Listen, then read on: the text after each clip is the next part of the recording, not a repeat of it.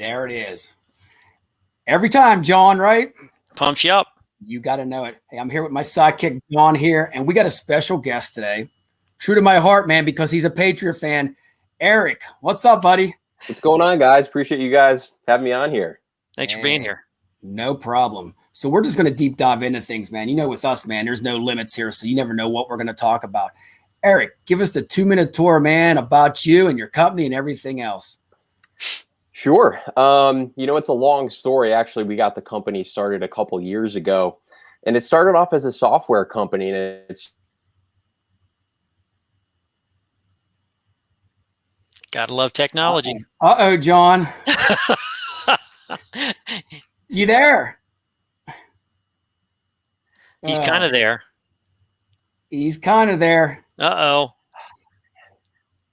I'm sorry, guys. Am I back? Okay, you're back, man. You're back from the Frozen. Take two. Let's do it again.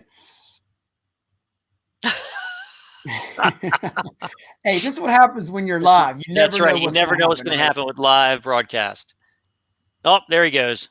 Maybe he'll come back. Hopefully maybe he'll come back on here, so we'll wait a couple minutes. But you know what, John? We might as well just jump into a little bit here before he gets back here. Job boards, man. Let's talk job boards. I tell you what, it's a big thing on the market right now. Everybody has the pros and cons. And what are we going to say, about 5 to 7 years ago, it was like the best thing ever, wasn't it? I mean, job boards was... Well, it's become such a big business, Richard. We were talking about this before we went on the air. It's a big business, and now it's, job boards, how are they different? How can they one-up each other? What services do they really provide? Is it, how do you navigate them as a candidate? How should you use them effectively as a recruiter or a company? The landscape has totally changed from the days when, when Monster first came on the scene way back when. And that started changing everything. But it's definitely it's a crowded market. But there are a few that rise to the top. When you think of job boards, which ones come to mind right off the top of your head? Because it's probably the ones that everybody thinks of. Well, Indeed markets the heck about everything. So you see every time you watch YouTube or Hulu, Indeed's on there. ZipRecruiter. I mean, I can't tell you how many times I've seen the video where they're in the bar guy, he's like finding somebody. I mean, that's over and over. Monster, of course, has been out there. I mean, Career Builder. There's so many of them now. I mean, if you really look at it, John, how many job boards is there? Over 100? There's a lot, because those are all general ones, right? And then you look at a platform like a LinkedIn, which is not a job board, but there are jobs advertised, so people use it to find opportunities. And then you go to all the specialized job boards that are niche for certain career verticals. You've got job boards for military veterans, for nonprofits, for legal, for advertising, for healthcare, entertainment, IT, you name it. So in addition to the global ones and the giants like an Indeed, and I think no one would argue that Indeed seems to be leading the pack and has risen to the forefront of all the job boards. There's a lot of other ones out there that you can dive into and find that give you a smaller, I love that. Look at this. Look at you. This is what job seekers see every day in recruiters. It's like, okay, that's so crazy. You get a call from all of these, even Craigslist. I mean, look at some of these. I haven't heard of half of these. I haven't heard of, but it's like, holy cow! That's a great graphic. Yeah. So this is where we're at in recruiting now. The job board market. Everybody wanted a piece of the pie. Well, we have a million pieces here, and we got to decide which ones we want and which ones we don't want, Well, and let's call this what it is. It's interesting because with everything online, your reach goes global. And, let's rewind 25 years. Okay, and I'm dating myself. When I first entered this wonderful business of recruiting, it was the newspaper. There were no job boards. So you advertised not only to advertise your jobs and looking for candidates, but you advertise to show your presence in the market, right? So you just say, hey, this is what we do as a company. So it's a little bit of branding. The job boards now serve that purpose. So you're advertising the jobs that you have looking for people to apply, but you're also advertising your brand and promoting your brand, because the way that you promote a job says a lot about the company that you work for. Agreed? Totally agree. And I think job boards, we might as well just say it. It's a supplemental program to your recruiting. I mean, it's not the bread and butter. It's not your core. And I've seen so many groups now that this is their core, and now they have to shift direction and they're panicking. I mean, you see this all out there. Like Indeed, what, 2-3 years ago, about maybe 2 years ago, they start charging. Remember, it was free before? Yep. I mean, we used it free for so many years. And then that went into a panic stage. Like, oh my goodness, we have to play per click. But on Indeed, it's almost like Kenny Rogers again, the gambler. You got to know when to put some money into it. You sit back in the beginning, and then you pull it back 3 days later. It's strategy. Well, and it's interesting. While you're talking about Indeed, let's talk about that, because they have really changed their model. And I think this is one of the reasons why they're so endeared by candidates. They are so candidate focused. They're focused 100% on the candidate experience. They don't want employers putting up phantom jobs. They don't want to bother their applicants on there with mass spam emails. And the way that works from a recruiter's perspective is they really make you work at getting personal with your messaging. And that, in my opinion, is a good thing anyway, because we're in a market now that you have to be uber personal. You're right. And, you can't just throw mass emails out there and hoping that candidates will be interested. You got to have some personal touch and recognition in there with the outreach. So, with Indeed, if you're a recruiter, if you don't get a positive response back to your messaging to the candidate, that actually hurts your ability to go after more candidates, because they want the candidates to have a good experience. So for recruiters, if you're going to take a step into those job board areas to use it as a supplemental candidate source, you kind of now have to play by their rules. Exactly, if you want to maintain a presence there. So again, that landscape changed also. Before it was like they'd want anybody in, to your point, and now they're like, okay, we're going to be choosy, and if you're on our platform, this is our brand, so you got to follow our rules. So you just got to be aware of that. You're totally right. And you can't even post, like back in the day, we could post job fair on there as just an ad. You cannot do that anymore. Got to be a real job. There's so much competition now with the job boards. Indeed, definitely still the big one that we always talk about. Monster has stepped up their game big time too. But there's other platforms. Like we can talk about this some other time. All the social media platforms on Instagram and beyond that are taking over, that everybody is looking for a job on these other platforms now, because I hate to say it, but video and all that stuff, you don't see that on Indeed. People want that interaction right off the bat now. It's interesting you say that, and this might dovetail us down a rabbit hole, and I apologize ahead of time if it does. No limits. So I was talking to a buddy of mine yesterday who used to work for me and now owns a specialized architectural engineering recruiting firm in DC. I'll give a shout out to Design Force Solutions, and he was saying that he's looking to hire internal staff, and it's interesting. He said that for the past 3 candidates that they've done video interviewing because of the pandemic, it's all gone virtual. But then the last thing he does is he brings them in. He's got a very small team, maybe 6 people. And he brings them in for an in-person kind of gathering, social distance, on the rooftop of where their office is. So it's outdoors, it's social distance, just to get a feel for the person. And what he's finding is that the people in person are not the same people. They're not performing the same way they did over video. And he's attributing it to, well, if I'm on video, I can have cheat sheets, I can have different screens up. Exactly. And I can be more prepared and rehearsed, versus in person, where you can read the body language better. You can get a feel for, if someone's interacting, if they're, being true to themselves, et cetera. So that's a whole nother topic, because you mentioned video. I think there's a place for that. The job boards, going back to what you said earlier, I think it's important to restate, if you're a recruiter and you have a title of recruiter, I always have to remind people, your job is to find the hidden candidates. And especially if you work for an agency, your job is to find people that your client probably can't get. So the job board is a supplemental vehicle. You're going to still have to be going after people and using those job board connections. Yes, you can place those people, but you've also got to know how to source a network to get them to lead you to other candidates that can't be found by posting a job on the job board. No, and I think job boards you got to make it engaging and exciting. A lot of paragraphs, we talk about this all the time. You got to make it to the point, but also engage the audience. And your title in the beginning is got to be something that's going to capture them. Just saying civil engineer wanted. Why? Great point. Great point. Yeah. Don't post a job description. That is so in the past. That's not going to get the attention of the candidates. You got to sell the dream. You got to tell me, if I'm a candidate, your job posting can't just be a list of required skills, must have this, must have that, and here's what you're going to do. It's got to be, tell me why I want to work for your company. If I've got the skills, you know what I'm going to do. But tell me why I should do it at your company. Paint me a picture, sell me the dream. That's going to get me engaged as a candidate, not a static job description that's been hanging around in HR's file cabinet for 10 years. And you know what's funny is I use some simple words: execution equals employed. I'll put that in my job ads, get hired by the shark. You got, that stuff like that. People's like, okay, let's call this guy up and see what he's about. Whoever works for me. I think that's what we have to be with. We talk about that human connection all the time, but the human connection is on job boards too. Yep. And I've seen, the postings that I've really enjoyed seeing are those that, again, it's not so much of, hey, here's what's required. It's, when you join our company, this is what you're joining. When you're functioning in this job, this is what you'll do. This is who you'll interact with. This is the career path that this could lead to. Here are your options. So you're explaining to the person, hey, here's what we have to offer.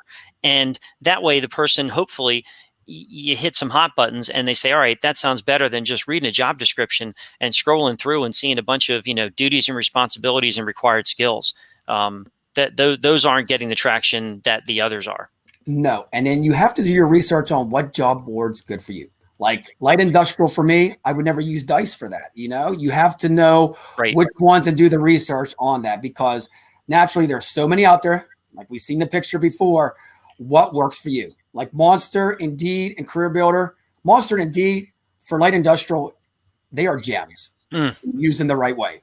DICE is for IT. We know that. Yep. I mean, I don't know what's for healthcare, but that's a different avenue. You probably would know that, right, John? There's a number of good ones for healthcare. You mentioned if you're, recruiting, one of the best sources for nurses right now for recruiters is, if you're not on Facebook, you are losing, because that's a place where nurses congregate and they discuss. That's a place to engage with nurses. Not a job board, but a place where you can engage with nurses and network, which leads to recruiting and providing opportunities. With respect to job boards, there's a lot of them out there. There's Nurse Jobs, there's Wanderly, there's a whole bunch of different things. And within healthcare, you use traditional ones too. Like Indeed is great for healthcare. We have a lot of success with Indeed for nurses. And we've also had limited success with ZipRecruiter. So, we've got an internal recruitment marketing group that is constantly exploring different avenues to see, what's going to give us the best bang for our buck. Yeah, I totally agree. And I think that you have to spread the variety around. You just can't go with one job board. You got to tweak it and see what works for you. Just like football, I always say, plug and play. If it doesn't work for you or you're not getting traction, don't blame it on Indeed. Maybe change up your verbiage in your message there, or try another avenue, or post at a different time. I mean, you got to see what's going on there, because if 4 staffing firms are working on the same job and they're posting the exact same thing, what's going to make you rise to the top? Exactly. And it's a lot of it, it's the message that you put in the posting, and it's also the messaging that you put in your outreach to candidates. Because again, some candidates will apply to your job posting. Others, you're going to be sending messages trying to get them to apply to your posting and trying to attract them. So it goes both ways. The candidates on most job boards also have, obviously resume databases. So candidates can post their resumes, companies and recruiters can post jobs, and then each can get updates. You can set alerts so that you get updates on a daily basis if you want, as far as, okay, what new jobs do they have out there that fit my background? Or if you're a recruiter, what new profiles have surfaced, or who updated their resume recently in the last 24 hours. So when you proactively go after those people as a recruiter, you've got to personalize that message. And again, what's in your subject line? What's in the body of your message? You shouldn't just send them, again, hey, here's a job, big job description. What do you think? Again, that's just not going to work. No, don't do it. That's right. You can't do it. So it's, your approach has always worked out great, because you're genuine, you're original, you're unique, and you're transparent, and you're just you. And that comes through in everything you do. So when you reach out to candidates, they can't help but want to work with you. Wow. Well, thank you, John. There's only one of me out there. I swear. I tell everybody that, and trust me, my parents know that. There's only one. There's only one Staffy Shark and Richie Rich, they call me. But one thing about the job boards that we need to focus on is the templates. I'm not a fan of the templates, John, because it's a generic, hey, John Smith or Anna, we've seen your resume. We'll be in touch in the next 24 hours.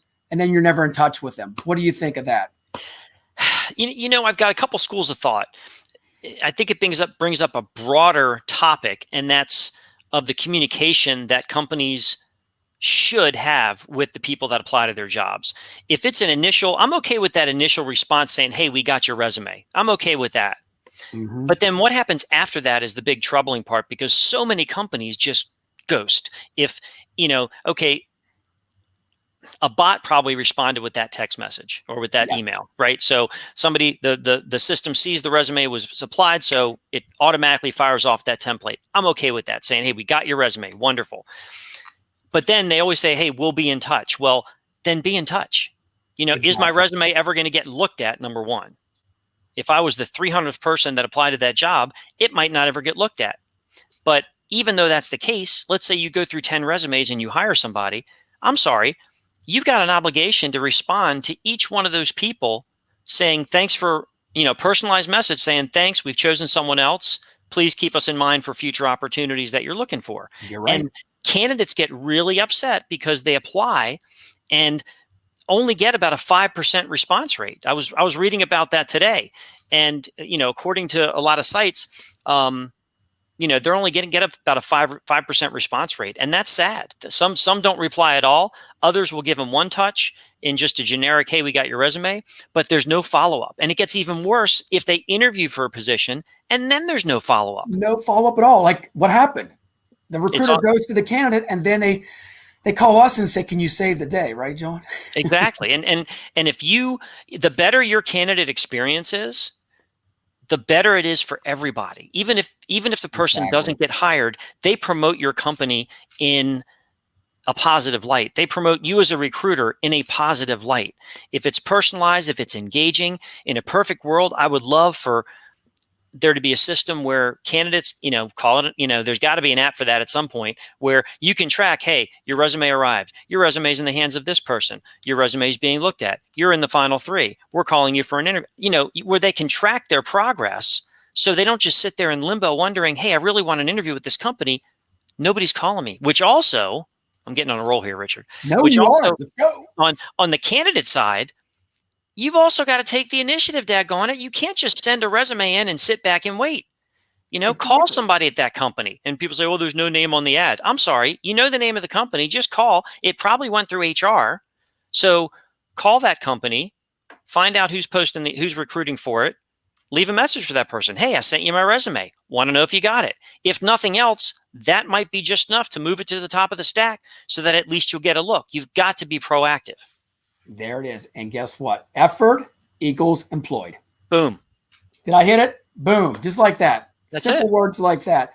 One thing that I really have trouble with is this quick click, where they can apply for 10 jobs in 10 seconds. And I don't know if they still do that on the job boards. I know Monster had that at one time where you can just, especially people unemployed, they would just click that and they're like, we're done for the week. And then you, as a recruiter, you call them and they never respond back. The phone number is bad. What do you think of that, John, about the quick click? They don't even look at anything. They just click whatever pops up. It's unfortunate, and it makes the candidate look bad and gives them it's going to set a bad taste in the recruiter's mouth. So from a candidate's perspective, if you're just randomly quick clicking to any type of job just to get out there, just know that that's going to catch up to you. And when you really do reach out to those people that you quick clicked on and then ghosted for an opportunity, they're not going to pay you any mind, because it's like the boy crying wolf. It's like, oh, I want the job, and then nothing. If you apply to a job, I'm sorry, it should mean that you're interested. When a recruiter or a company calls you, you should welcome that call and engage versus, oh, why are you calling me? Oh, I didn't even realize I applied for that job. That doesn't cut it. No, not at all. And I think job boards are finally going into the video too, where it's going to be, you're going to click on something, you're going to see their resume and do FaceTime all at once.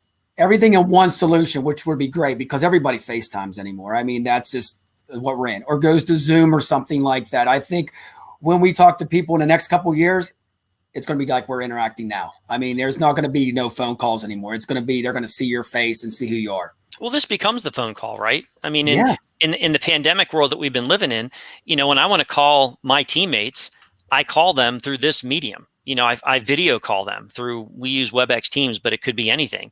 And, I don't pick up my phone and call them anymore. I video call them because I want to see them. It's like walking into their office. So I agree with you wholeheartedly. There's going to be more and more of that. So that, the one-click apply, I love, in the sense that it's easy for the candidate. If you, again, that candidate experience, I'm not a fan of, okay, upload your resume and then fill out all this information, which by the way, is also on your resume. And that let's try and get rid of the redundancy and make it easy for the candidate to, you want the candidate to want to engage with the company. You don't want to have them going through such an arduous process that halfway through they say, this is too difficult, I'm out. And you know why they do that, John? They try to eliminate the people that are not interested, but you know what? They eliminate good people too. I think it's a catch-22. The more go to our website, then you have to put a password in and all that. I've done that before, and it's like, this is too tedious. I'm out of here. I'm going. It should be easy, and now with everything also being mobile, it's got to be streamlined because you don't want to be scrolling forever on your phone. What are your thoughts on some companies when they post, and Indeed does this, and some others do, I'm sure. You can include screening questions in your application. What are your thoughts on that? You know what? If you keep it basic and to the point, I think it's okay. I mean, you don't need a million of them, but just enough to screen you, maybe 8 to 10. Mm-hmm. I mean, I think depends on the positions. Light industrial, I would not do that. But I mean, different positions that are skill level, more advanced, I want to say, yes, why not? Why not? Yeah. It's a way to maximize really everybody's time if used correctly. Now, you hope that the candidates aren't too excluding. I mean, the questions aren't too excluding, and you hope that the candidates are honest in their responses. Unfortunately, a lot of times the answers to those questions, they put them out there, but it's not required that you answer them. So you get people, again, that to your point, they just click on everything, and you get applications coming in for jobs that they have no business applying for. And again, that's not good for either party. It's a waste of time on both ends. As a candidate, you won't get called. And as a recruiter, you're looking at a background and spending time, analyzing something that's never going to be of use to you. You're totally right. So I'm going to give a tip out now, John, about job board posting. This is what I do all the time. You've heard it before. In your job posting, guys and girls out there, text and put the number of where they can contact you and put in quotes what the job, if it's civil engineer, whatever it is, put that in the description. I'm telling you, the response rate is incredible. They're going to send you the resume and the other stuff, but they're going to text you right there that they're active. I'm looking. If it says text civil engineer, or civil engineer 2, then you have when you can start texting them. Then you're building a conversation. See what I mean, John? Instead of just a generic click and go, it's building that conversation. They have your number. You have their number. You're going back and forth. Finding that way to quickly engage with them. That's awesome. Yeah, and also, if you're hiring for a civil engineer, let's say I'm a mechanical engineer. I'm not a civil, but I might be able to then engage you. If you're posting for a civil engineer, you might also recruit for mechanical engineers. So it might also prompt me to engage with you on that respect. So again, when you're posting things, it's also you're building your brand to say, hey, here's what we do. And if this position isn't one for you, we may have another position for you in another area that we're not advertising for. So it builds your brand as well. And it serves to attract people that, might not be good for that specific posting, but that you want to be aligned with anyway. Exactly. And I think you need to have that option, call or text. I like the text. I love that option. I love text now because that's so many people can say, I'll just text and see what the response is like. Is this going to be automated or is it a real person? And then when I respond back, it's like, yes, we do have this position open. And then I put my name, Richard Staffing Shark, and then you can put follow me, check me out on Facebook or LinkedIn. Now you got everything rolling. This is more efficient than actually going and looking at 20 resumes on Indeed, because now you pulled the person off Indeed, but you're already engaging already. And you make it easy for them to contact you. I'm a big fan of that. Put all your contact information in your posting. So it's however they want to, whether it's text, email, social media, they know how to get in touch with you. Make it easy for them to do it. And you know, a lot of recruiters are like, well, I don't want to put it out there because I don't want people seeing my contact information. I'm like, why not? You're a recruiter. You want people to have your contact information. Exactly. And show your face off. I look at so many websites, and you know, and I have my mixed views on websites, but there's no leadership. They don't even know who the recruiters are. It's all generic pictures. Put a profile of yourself. They want to know who you are. That's how you're going to get candidates these days. I keep saying it over. Human connection, people, it works 100%. And it works now more than ever. And I think what we're going to find, Richard, is, you know, we've been, again, I don't think the Zoom era is going away anytime soon, even though, you know, people are getting vaccinated and hopefully we'll get some herd immunity at some point in time where we can start kind of going back and existing in what was the normal. But there's going to be a new normal. It's probably going to be a hybrid thing. But I think people will ultimately not get tired of Zooming, but there's going to be a mass return to in-person communications. Exactly. Because as human beings, we are social creatures by nature. So while this is good, and I like being able to see you and talk to you, I really want to be sitting down next to you and talking to you. And eventually, I don't know, 12, 18 months from now, I think we're going to see a big floodgate open of people saying, you know what, we just, and that's why I think recruiters will always be in demand because of that personal interaction. So it'll be interesting. And I think right now with the market opening up like it is right now, that, you know, they're going to need staffing firms and recruiters more than ever, because we've seen that. If you're looking for a job, you have a million places. Where do you post your job at? You could be there for 2 months posted on every job site. Then you have to manage that, John, right? I mean, you have all these icons on your phone and you're like, okay, do I click Glassdoor now? Do I click Indeed? I mean, how do you even manage all that? It's hard. And it's a job, right? So, you know, hopefully, I know ideally in a perfect world, but it's all about resources. A lot of times the individual recruiters at companies or firms are responsible for posting their jobs. And obviously the candidates are responsible for posting their resume. What happens when that job gets filled? What happens when that candidate accepts a job?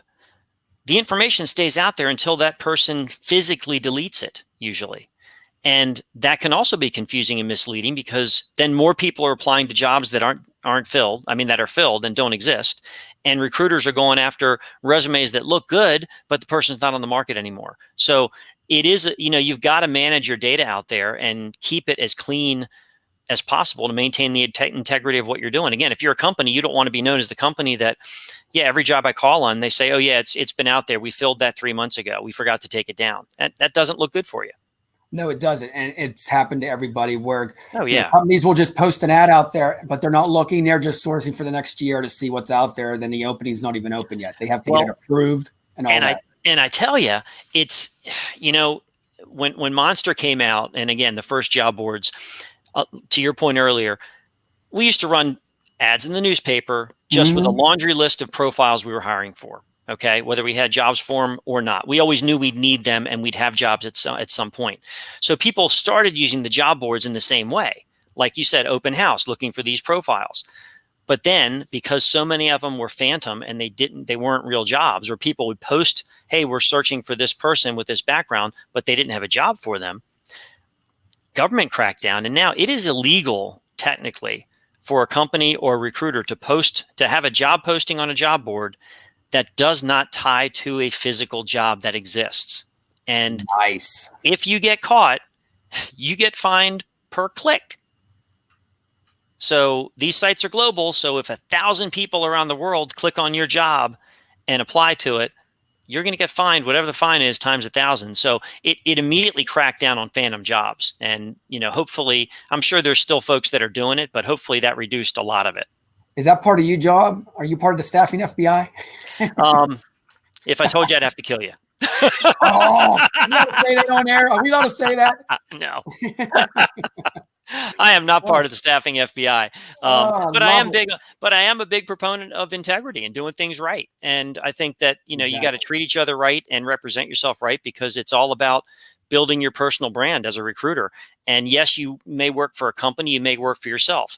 Either way, you're building your personal brand, and people are going to work with you because of the type of person you are and the way you conduct yourself. So you got to think about that when you're interacting with these folks, and what are you putting out there on on job boards? How are you engaging with your candidates? It speaks to, what you want to build your brand to be and where you want to be years from now. Exactly. And when you post a job, if it's 6 months later and you have another posting, the same thing, go back to your old posting and look at them candidates. Hopefully you had some relationship with them already, and keep combing them and ask them if they have friends, if they're not interested. It's a win-win. It's in your backyard. It's right there every day.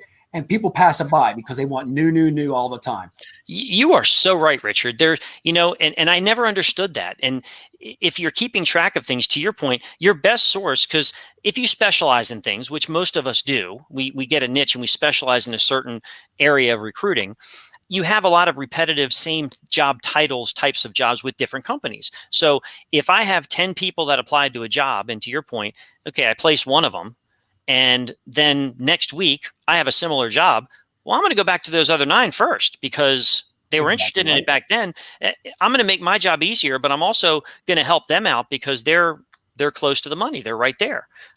So, and again, to your point, if they're not interested for whatever reason, if it doesn't fit with what's important to them, hopefully they know somebody that could be, of interest. But yeah, you've got it. That's where, again, keeping track of your data and having a good applicant tracking system and documenting, which recruiters hate to do. If you know who you have, if you know who you submitted, you're not going to place everybody you submit to a job. You're going to place one. So that leaves a bunch of other candidates that are fully qualified that company wanted to see, that other companies are going to want to see. So yeah, that's a great point that you make. Exactly. And just build your pipeline that way. I mean, there's so many candidates out there that we shouldn't even be talking about job boards being a negative thing. I mean, like we said, it's something you post out there, you see what happens, but use other things too, John. I mean, we can't be negative on the job boards and blame the job boards. I think that's the biggest thing of our whole topic today is hold yourself accountable, because it's not the job board's fault at all. If I'm a recruiter and I'm complaining that I'm not getting a lot of candidate response to the jobs I'm posting, I'm sorry, then go find candidates. It's your job. You're a recruiter. On the streets. Come on, get out there at Walmart or something and hit the streets. And it's not the 10 candidates that apply to your job posting. If you're a recruiter, you've got to go beyond that. Okay, it's who can those 10 candidates lead me to? Who can I connect with in their network? Mm-hmm. That's where you're building those relationships, and that's recruiting. Yes, you might place someone off a job board, depending on the industry you're in. You might not. It might lead. You might not place them today. You might place them 6 months from now. It depends. So it's all about seeing the big picture and being in it for the long haul. But again, not being short-sighted, looking at, qualifying people in, talking to as many people as possible, and realizing that every conversation is a link to someone else, and it's all about those relationships. You're totally right. And we're going to spin it right now about negotiating prices. There are so many job boards that are startups that are as effective as the big dogs out there. You need to negotiate price because there's a lot of deals out there now, John. I don't know if you noticed that on job boards. I mean, they're really giving a lot of stuff away now because of the negativity for the last year. And you got to see what's right for you. Are you the type of firm that is only going to do a posting here, a posting there, or are you going to be consistently posting? And most of them will also let you trial it for free for a certain amount of time, just so you can see if it's worth your investment. And I think that's a great way to go also. Let's see what kind of return am I going to get? And are these candidates that are different from other sources? Because every job board touts, our candidate base is different. Mm-hmm. Okay, let's see. So let's run the search here. Let's run the search there. Let's compare it. Let's see if we got anybody different, see the caliber of the candidates. I told you got to try it out and see what's right before you make that investment.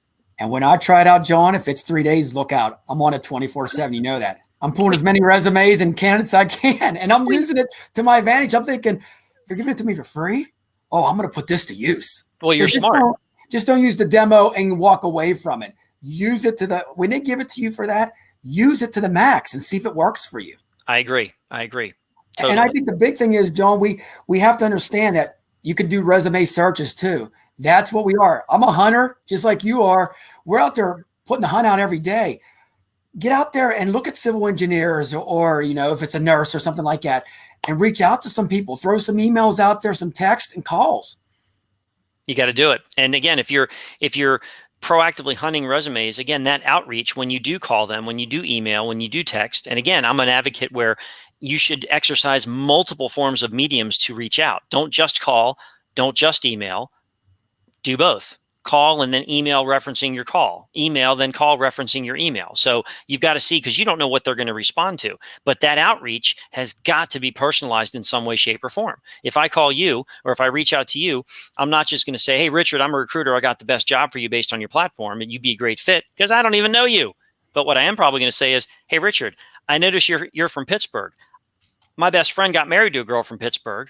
And, I've been there. It's a pretty cool town. I'd like to talk to you about your background. I'm going to find something in your background that lets you know that my outreach is to you and you alone, and not some mass outreach just trying to sell my wares. Exactly. It's not about us. It's about them and us Always working together as a team. That's the whole thing. It's teamwork on all this. And I think we have to relate to that when we talk to people on the phone, that we're the recruiter, we're the job agent or whatever. They're the candidate. We're both equal. There's nobody better than anybody else, because Agreed. we have a job opening, and we need you as much as you need us. And Richard, you and I both know that the tables turn. There are times when we're the candidate. So, and they might become the recruiter or hiring manager. So to your point, no one's better than the other. And as recruiters, it is a service business. So yes, we are paid by companies to find people, but in the same light, we've got to make sure that we are finding people what's important to them in their careers. And I think when you reach out to these candidates, if it's on Indeed, ZipRecruiter, or whatever, you got to, specify where you've seen their resume at, because you've seen the picture. What job board did they go on? Did they go on Craigslist? I mean, you're just saying, hey, you got to break it down. So how many candidates say, where'd you find me at? I don't know. I mean, right. No, you should. And again, as it goes both ways. The recruiter should always be able to identify, hey, I saw you on this platform. That's why I'm calling. The candidate shouldn't be surprised by that and say, oh, is my resume out there? Again, know where your stuff is and be organized with your data, whether you're on the recruiting side or the candidate side of the house. And I think a big thing that job boards is doing great now is the algorithm. You can check out what's going on, where the hot times are. I mean, just alone, we'll talk about this some other time, Facebook and stuff like that. You got to post at the hot times. Weekends are incredible, people. Am I right, John? I mean, weekends, people are home watching Tiger King, Netflix, or Hulu, or whatever, and they're on their phone. Yeah, you got to know the times where they're more likely to be on social media. And you can't. Let's talk about that for a second, because I think also, if you're one of those people that, again, only is posting, whether it's Facebook or LinkedIn or whatever, if you're only posting what you need as a recruiter, that sours after a while. Versus, are you engaging in the conversation? Are you liking and sharing what some of your candidates that you want to go after are posting? That engagement is really what's going to win in the long run. It's got to be genuine, of course, but it's that engagement. It's giving and taking, not just always, hey, here's what I need, here's what I need, here's what I need. Being able to say, hey, here's something for you, or I like what you posted, and commenting on it. That type of engagement is really what's going to win out in the long run. John, I have a staffing firm. I'm not going to mention their name. They've been trying to reach out to me about a nursing job, and they call me Ashley all the time. No, they do not. Yes. Hey, Ashley. And I sent them back my name. This is not Ashley. Just being nice. Hey, Ashley, keeps coming back through every 3 days. It's automated. I'm thinking this is not working for y'all. And it has a link where you click on it. See, nobody's name or nothing. I'm what a horrible, detrimental branding moment that is. Reputation, that'll kill you. And again, you just told me that good news spreads fast, bad news spreads faster, right? So you do something like that, people are going to talk. And that, again, that emphasizes the personal outreach that's needed, so that people know. How many times have you gotten someone that invited you to connect on LinkedIn, and you look at their background and you say, all right, there's some merit here. So you connect with them. And the first message they send you is a big, long sales pitch. Oh, over and over again. Guess what? I do a little, if I'm bored, I'll maybe do a little verbal back that you can't do this all the time. A lot of times I'll be, some of you like, oh, I've got this and my company can help yours and this, that, and the other. Oh. And my first response is usually, how much do you know about me and my company?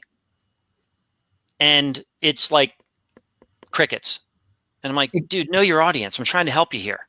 You can't just mass market your services to people that you'll never work with, because it's not a service that I would use. Also, maybe I'm not the person you should be sending it to.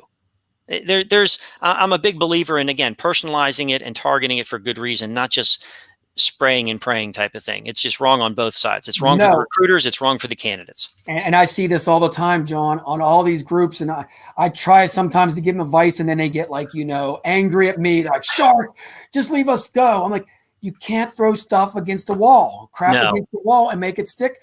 And so many people say, well, I got 250 people I want to reach out for this position. I'm not going to personalize everyone. I'm just going to send a generic email and hope somebody calls me.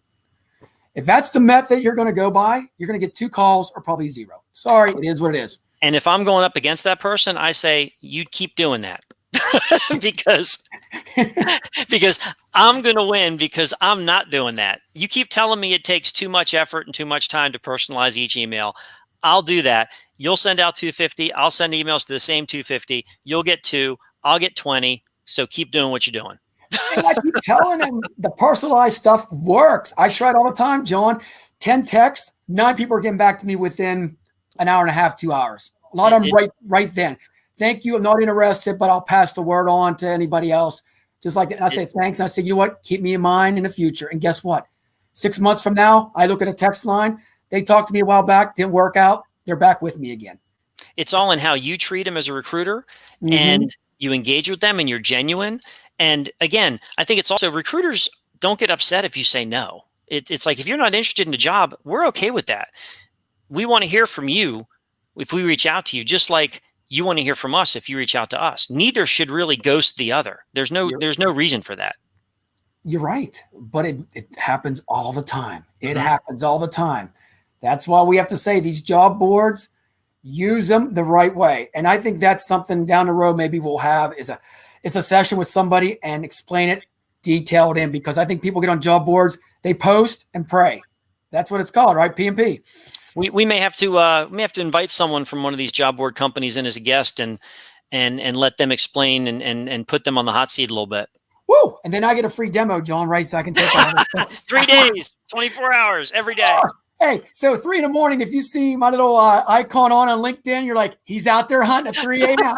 It's like, what's his green light doing on? While people sleeping, I'm hunting. But no, I think the biggest thing I take away from all this today is just, you got to use strategies in job boards. Don't blame the job boards, everybody. You can't blame them, because all they are is an added ingredient. I'll say it again. It's like a protein shake. You can't live on protein shakes 24/7. It's a little bit extra protein while you have your healthy meal. It's the same way with recruiting. Think it that way. It's a great analogy. I can't add to that, Richard. Have a strategy, use it as a resource, but it's one of many. There is so many. And remember, the job candidates out there, job seekers, they're confused as much as we are frustrated too. So you know what, at the end of the day, consider their source, because ask them where job board you found them on. You got to ask them. You got to ask. Simple questions like that will be good. And just say, I didn't see you online, right, John? I mean, so many people say, I've seen you online. Oh my gosh. Yeah, we're online. Oh, goodness. Hey, any final thoughts for today, man, about anything we talked about job boards? We're definitely going to deep dive into this more in the near future. We're going to have our man, Eric, send a message. I don't know if you've seen it earlier. He apologizes to everybody. A little bit of internet connection up there. We'll get him back on the show soon. This is live TV. It happens. That's what it's all about. But any final thoughts, Johnny? Nothing more than you summed up, Richard. And I think we're in agreement that, the job boards, whether you're a candidate or a recruiter, it's one of your options. It's one of your resources. It should never be your sole resource. You've got to have multiple irons in the fire, especially if you're recruiting. That's one resource, but you've got to use that network to expand your own network into people that aren't on those job boards. And if you're a candidate, control your activity and manage your activity so you know what job boards you're on, your information's current, and what jobs you're applying to, so that if you get calls, you know where they're coming from. There it is right there. Use the job boards to your advantage all the time. They're there to help you. They're not there to discourage you. Well said. Hey, next week, 1 o'clock, same time, same place. It's been a pleasure, John. We'll get Likewise, Eric Richard. back Always on the is. show. Yep, we'll get Eric back. I love these job board things. And remember, there's a million pictures out there.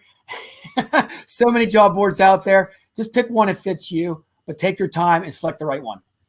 You got it. Hey, we'll see you guys next week. Take care. Thank you, Richard. See you, everybody.